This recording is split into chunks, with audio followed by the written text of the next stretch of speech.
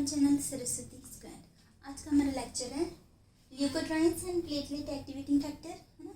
हमने लास्ट में प्रोस्टाग्लैंडिन्स, उनके एनालॉग्स, उनके फंक्शन सब कुछ ऑलमोस्ट ख़त्म कर लिया, ऑलमोस्ट क्या सब खत्म कर लिया।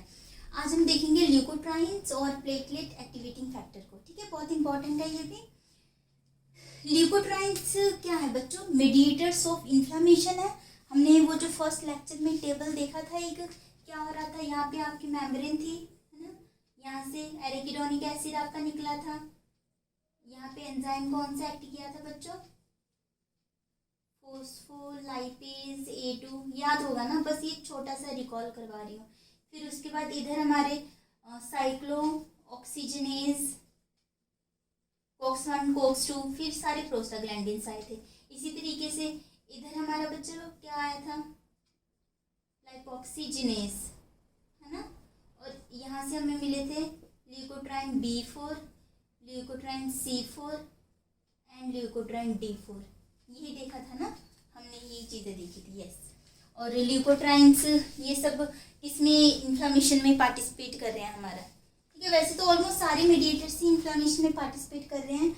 ये हमारे लिपिड ऑटोकॉइड्स हैं जो हमने स्टार्ट किए थे, ओके। आ जाओ, मीडिएटर्स ऑफ इन्फ्लामेशन है। ये इन्फ्लामेशन के मीडिएटर से इन्फ्लामेशन को प्रोसीड करवाते हैं, ठीक है, बॉडी में। और ये कैसे रिलीज होते हैं? ये ल्यूकोट्राइन B4, हमने लास्ट में भी मैंने तब बताया था कि इसका एक ही काम होता है ल्यूकोट्राइन B4 का, वो है कीमोटैक्सिस का। कीमोटैक्सिस का मतलब क्या है? जो भी आपके न्यूट्रोफिल, यूजोनोफिल्स हैं, ठीक है, इन्फ्लामेशन के टाइम पे माइग्रेशन करवाते हैं, ठीक है, ब्लड वेसल से जहाँ पे चोट लगी है, जहाँ पे इन्हें जाके फाइनली अपना वर्क करना है। तो ये जो माइग्रेशन हो रहा है blood vessel to site of the injury, इसे हम बोलते हैं कीमोटैक्सिस। और ये कौन करवा रहा है? LTB4। तो देख लें, न्यूट्रोफिल्स रिलीज कर रहे हैं LTB4 को, और ये फर्दर कीमोटैक्सिस एक्शन कर रहा है हमारा। देन मैक्रोफेजेस से हमारे क्या निकलते हैं? ल्यूकोट्राइन C4, ल्यूकोट्राइन D4, ठीक है। मैक्रोफेजेस क्या? मोनोसाइट्स होते हैं, और वो बाद में मैक्रोफेजेस बन जाते हैं और इंगल्फ करते हैं माइक्रोब्स, बैक्टीरिया को, ये पता है हमें, ओके। तो मैक्रोफेजेस रिलीज कर रहे हैं leukotriene C4 and leukotriene D4। इसे बच्चों एग्जाम में पूछ लेते हैं, ठीक है। सरसा मतलब slow reacting substrate of anaphylaxis, मतलब एनाफाइलैक्सिस मतलब allergic reaction, life threatening allergic reaction करवा सकते हैं। ये बहुत ज़्यादा मतलब इन्फ्लामेशन कॉज कर देते हैं, कॉन्स्ट्रिक्शंस बहुत ज़्यादा कर देते हैं, ठीक है। जो आपका ब्रोंकियल अस्थमा देखने को मिलता है, ठीक है, बहुत ज़्यादा लंग्स की हालत ख़राब हो जाती है, ल्यूकोट्राइन C4 D4 की वजह से ही होता है बच्चों, ठीक है। जब ये रिलीज हो जाते हैं लंग्स में, ठीक है, इन्फ्लामेशन का प्रोसेस स्टार्ट कर देते हैं, तो ब्रोंको कॉन्स्ट्रिक्शन कर देते हैं और अस्थमैटिक प्रॉब्लम वर्सन हो जाती हैं। तभी तो हम अस्थमा की जो मेडिसिन वगैरह है वो देखेंगे हम किस तरीके से एक्ट करती हैं, ठीक है। उनमें से एक है हमारा ज़ाइल्यूटोन, ठीक है, वो ये लिपोक्सिजनेज जो एंजाइम है, ठीक है, लाइपो ऑक्सीजिनेज को बंद कर देता, फिर कर देगा, और इनकी रिलीज को भी बंद कर देता इस तरीके से। फिर अस्थमा की जो प्रॉब्लम है वो ठीक हो जाती है। ये देखेंगे हम, ठीक है, अस्थमा वाले चैप्टर में। फिर उसके बाद अगर देख लें कि किस वे से ये काम कर रहे हैं, तो बच्चों leukotriene work through G protein couple receptor से। हमने बहुत सारे लेक्चर्स कवर किए हैं इसमें, है ना। G प्रोटीन कपल रिसेप्टर के थ्रू ये अपना एक्शन शो करेंगे। Got it? इतना समझ आया आपको? ये ल्यूकोट्राइन्स के बारे में। अब आगे प्लेटलेट एक्टिवेटिंग फैक्टर या पफ बोलो आप, ठीक है, इसमें भी इनका काफ़ी सारा रोल होगा, वो भी हम देखेंगे। सबसे पहले तो आइकोसानॉइड्स ही हैं ये सारे, ठीक है। तो पफ भी, प्लेटलेट एक्टिवेटिंग फैक्टर भी आपका आइकोसानॉइड्स है बच्चों, जो सेल मेम्ब्रेन ड्राइव है, ठीक है। ये भी सेल मेम्ब्रेन से ही निकला हुआ है, ठीक है। ये सेल मेम्ब्रेन है ना, सेल मेम्ब्रेन से, ओके। उसके बाद ये कहाँ पे बनता है? आपका WBC में, प्लेटलेट्स में। लोकेशंस याद रखनी है। वस्कुलर एंडोथीलियम, ब्लड वेसल्स में एंडोथीलियम होते हैं, और किडनी में, ठीक है, यहाँ पे ये बनता है। ये भी याद रखना है आपको। क्या हो रहा है, आपके जो मेम्ब्रेन है जहाँ पे ये फोस्फोलिपिड्स है, मेम्ब्रेन ऐसी तो होती है, अगर इसका अंदर देखें तो ऐसी है ना बच्चों, है ना, ऐसे। तो वहाँ पे आपका प्रेजेंट है एसाइल ग्लिसरोफोस्फोकोलिन, ये याद रखना है। क्या बच्चों प्रेजेंट है? एसाइल ग्लिसरोफॉस्फोकोलिन प्रेजेंट है। फिर यहाँ पे भी सेम एंजाइम फोस्फोलाइपेज A2, हमने देखा था कि जो आइकोसानोइड्स रिलीज हो रहे हैं फोस्फोलाइपेज A2 है, मेम्ब्रेन में एक्ट करता है ना फोस्फोलाइपेज A2, फिर एराकिडोनिक एसिड निकलता है, फिर आगे सारे आइकोसानोइड्स, यहाँ पे भी सेम है फोस्फोलाइपेज A2, और यहीं से आपका जो फैटी एसिड है वो बाहर निकल जाता है, रिलीज हो जाता है। ठीक है, तो हमें मिला लाइसोपफ मिला। उसके बाद लाइसोपफ में क्या होगा कि आपका platelet activating factor acetyl transferase, नाम से पता लग रहा है कि एसिटाइल की ट्रांसफरेज एसिटाइल जो है वो ट्रांसफर करेगा एक से दूसरी जगह।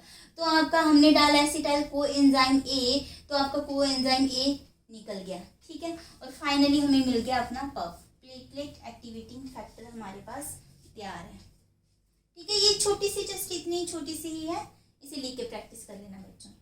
उसके बाद मैकेनिज्म ऑफ एक्शन देखिए इसका, तो जी प्रोटीन कपल रिसेप्टर के थ्रू ही हो रहा है, जैसे ये हो रहा था जी प्रोटीन कपल रिसेप्टर के थ्रू, IP3 डैग पाथवे से हो रहा है। ठीक है, और IP3 डैग के पाथवे के एंड में हम देखते हैं कैल्शियम रिलीज होता है। ठीक है, तो कैल्शियम की प्रेजेंस, या मतलब बोलो कि कैल्शियम की प्रेजेंस बहुत ज़रूरी है इसके रिलीज के लिए। ठीक है, तो ऐसे है।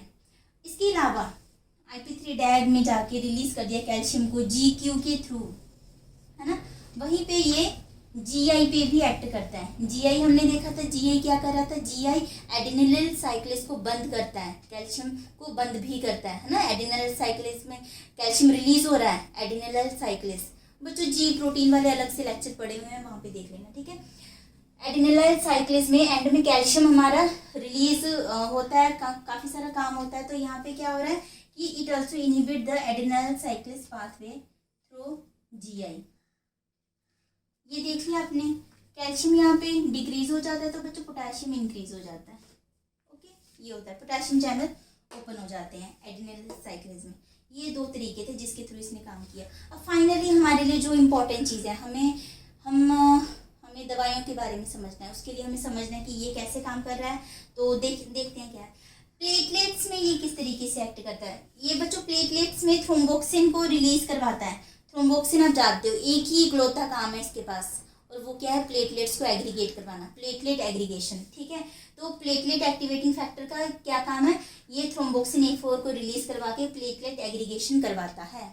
ओके, इतनी बात समझ में, इस तरीके से प्लेटलेट एग्रीगेशन हो गया।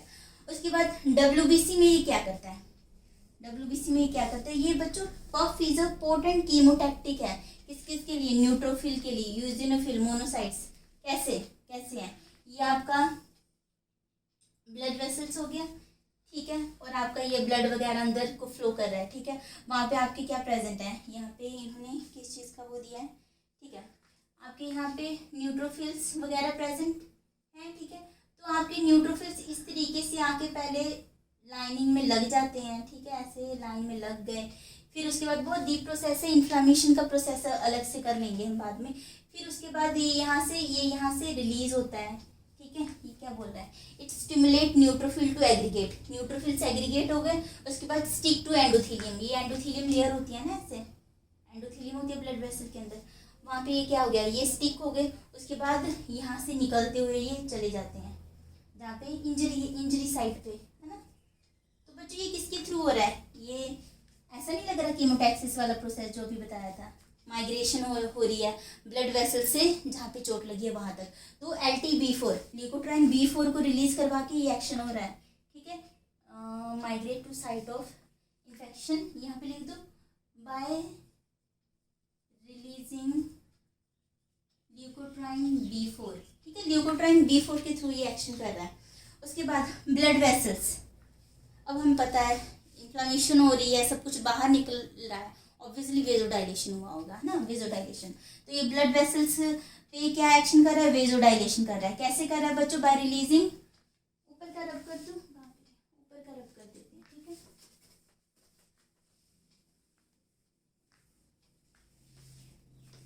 ठीक है, ये एंडोथीलियम है, ये क्या करवा रहा है, यहाँ से बच्चों क्या रिलीज होता है, EDRF। ये क्या होता है, मैंने पहले भी किया हुआ है, एंडोथीलियल ड्राइव्ड रिलैक्सिंग फैक्टर।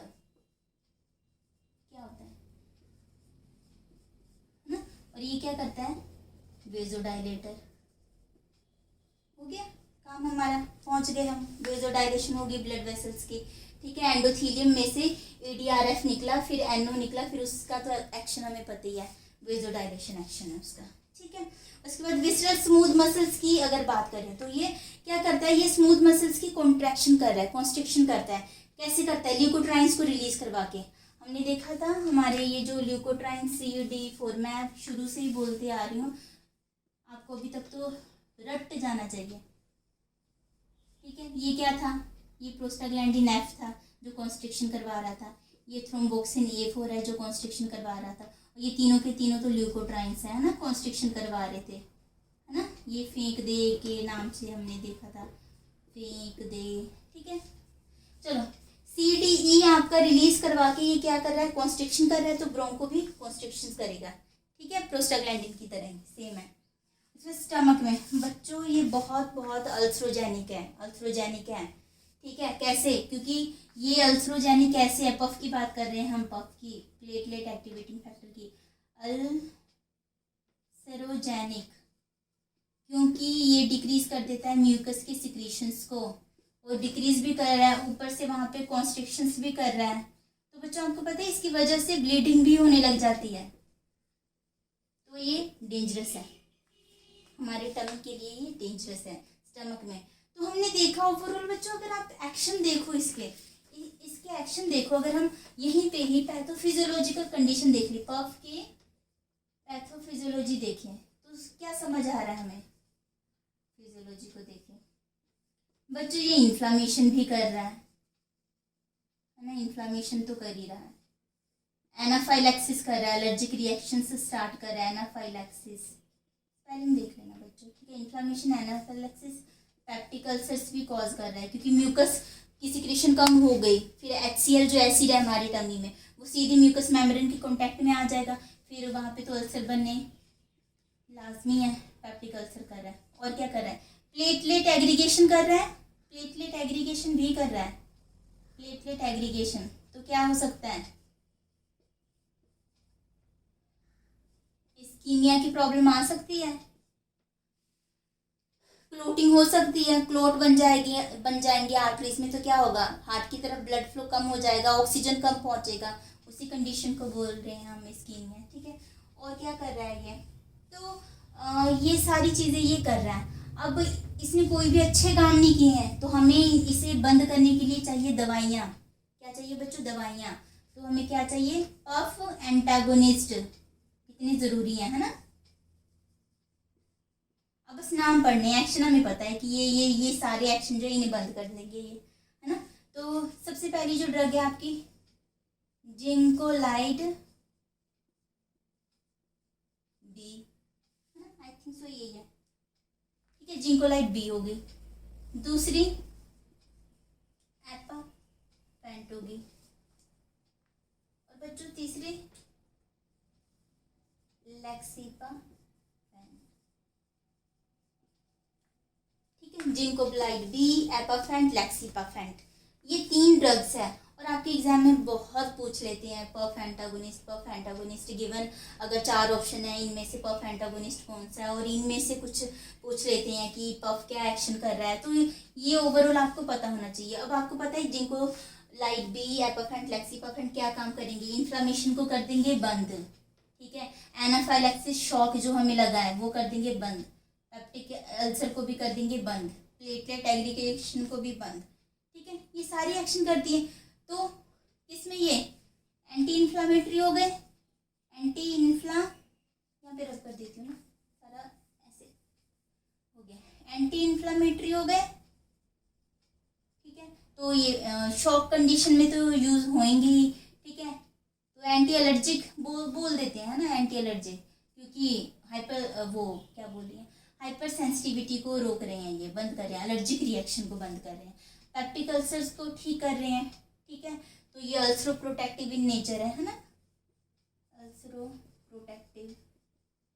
उसके बाद क्लोट को भी ठीक कर रहे हैं, तो आपके इस्कीमिया की प्रॉब्लम को भी ठीक कर रहे हैं। लिख सकते हो ना बच्चों, मेरे ख्याल से तो सारी चीज़ें आपकी हो गई हैं। तो इस तरीके से बच्चों आपके ल्यूकोट्राइन्स और प्लेटलेट एक्टिवेटिंग फैक्टर ओवरऑल काम करते हैं। और स्टार्टिंग से लेक्चर्स को समझना, ठीक है। आई थिंक आज 3rd या 4th लेक्चर था हमारा, और इसी के साथ ये वाला चैप्टर तो हमारा फिनिश होता है। हमने इन लिपिड ऑटोकॉइड्स में किन किन को देखा बच्चों, प्रोस्टाग्लैंडिन्स के बारे में हर चीज़ें पढ़ी। आई थिंक कोई भी चीज़ छोड़ी नहीं है हमने, ठीक है। उनके ड्रग्स हो गए, उनके एक्शंस हो गए, सारा देखा। फिर हमने ल्यूकोट्राइन्स को देखा, फिर हमने प्लेटलेट एक्टिवेटिंग फैक्टर को देखा, और स्टार्टिंग में हमने इसका पूरा चार्ट भी देख लिया था। तो होप सो आपको सब कुछ अच्छे से समझ आया होगा। अगर कोई भी आपको डाउट हो, इसमें कुछ भी डाउट हो, तो बच्चों इसमें ही क्या प्रीवियस किसी भी लेक्चर में, तो कमेंट बॉक्स में ज़रूर बताना। अपने सारे डाउट्स को मैं क्लियर करूँगी।